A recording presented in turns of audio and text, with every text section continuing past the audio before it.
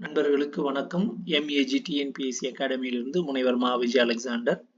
December மாதம் 24ஆம் தேதியின் முக்கியமான நடப்பு நிகழ்வுகளை காண்போம்.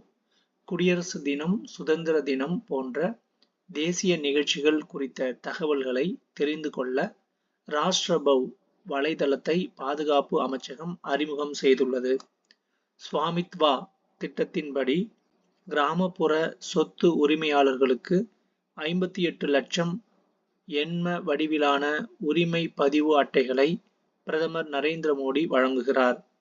கிராம பகுதிகளில் நில ஆய்வு மற்றும் மேம்படுத்தப்பட்ட தொழில்நுட்பத்துடன் வரைபடம் தயாரிப்புக்கான ஸ்வாமித்வா திட்டம் 2020ஆம் ஆண்டில் தொடங்கப்பட்டது.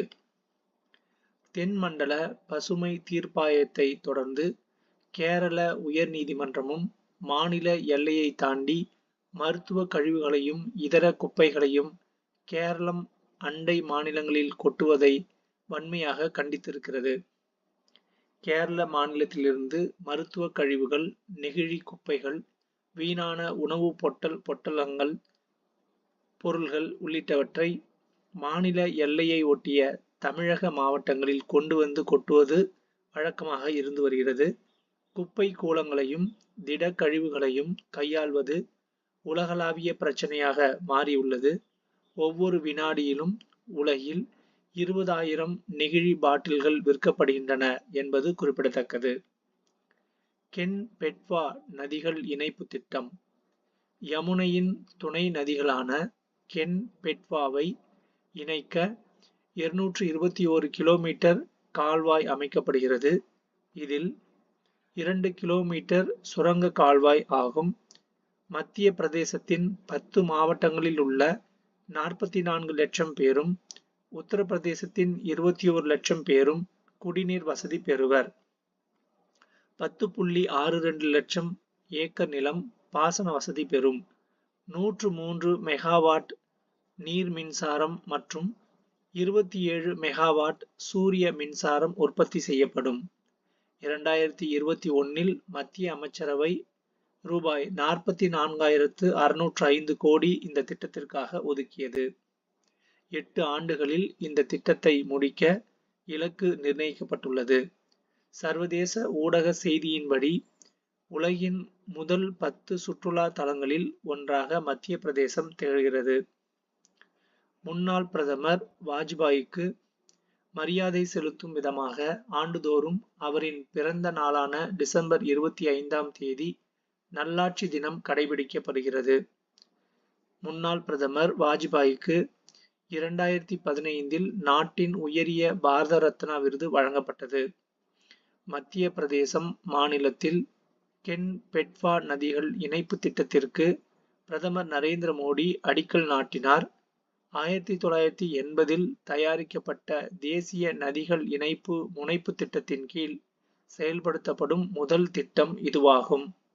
மேலும் இத்திட்டத்தின் ஒரு பகுதியான தௌதான் நீர் பாசன திட்டத்திற்கு அடிக்கல் நாட்டிய பிரதமர் நரேந்திர மோடி மாநிலத்தின் கந்துவா மாவட்டத்தின் ஓம்காரேஸ்வரில் உள்ள மிதக்கும் சூரிய மின்சக்தி திட்டத்தையும் தொடங்கி வைத்தார்.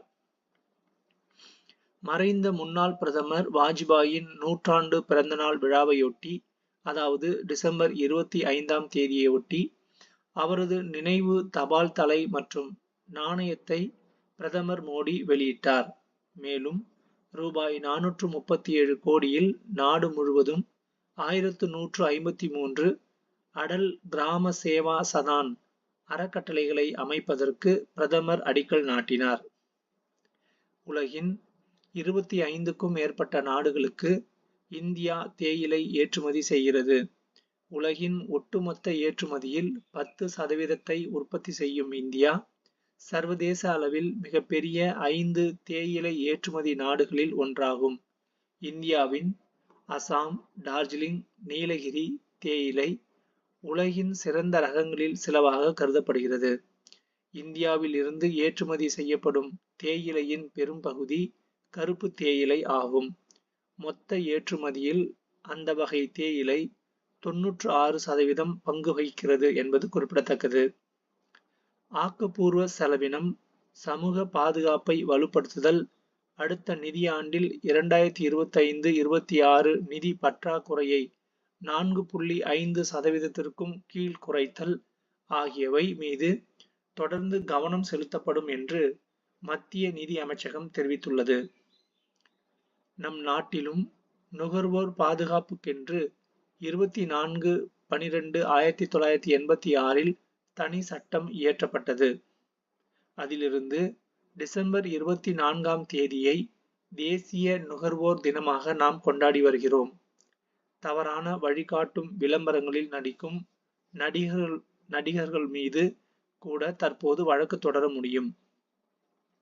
தற்போதுள்ள சூழ்நிலைகளில் மின்னணு வர்த்தகத்தில் அதிகரித்து வரும் முறைகேடுகள், போலி விளம்பரங்கள் போன்றவற்றை கருத்தில் கொண்டு நம் நாட்டில் புதிய நுகர்வோர் பாதுகாப்பு சட்டம் 9/8/2019 ஏற்படுத்தப்பட்டுள்ளது. பாதிக்கப்பட்ட நுகர்வோருக்கு நிவாரணம் தரும் வகையில் மாவட்ட, மாநில, தேசிய நுகர்வோர் குறைதீர் ஆணையங்கள் அமைக்கப்பட்டுள்ளன. அங்கு கொடுக்கப்படும் நுகர்வோரின் புகார்கள் 90 நாள்களுக்குள் தீர்வு காணப்பட வேண்டும் என்று சட்டமாக்கப்பட்டு இருக்கிறது.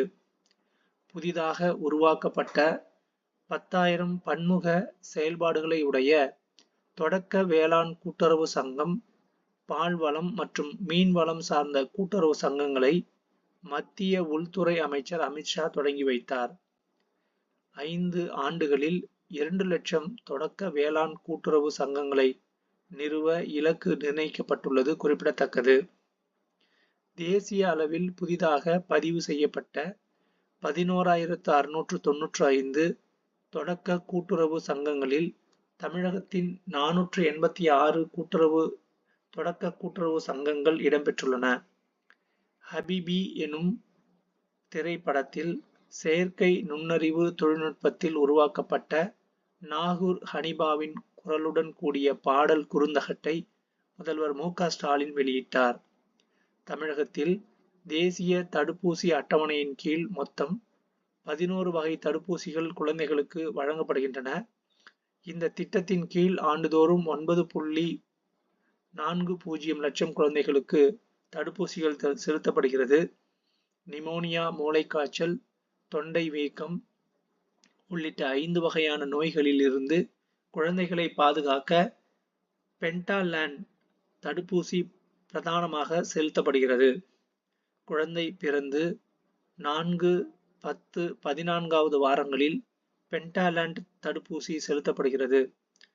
ராமநாதபுரம் மாவட்டம் மண்டபம், ராமேஸ்வரத்தை இணைக்கும் வகையில் கடந்த 1914ஆம் ஆண்டு ரயில்வே பாலம் கட்டப்பட்டு போக்குவரத்து தொடங்கியது. கடந்த 2019ஆம் ஆண்டு ரூபாய் 550 கோடியில் புதிய ரயில்வே பாலம் கட்டுமான பணி தொடங்கி தற்போது முடிவடைந்துள்ளது குறிப்பிடத்தக்கது. நன்றி.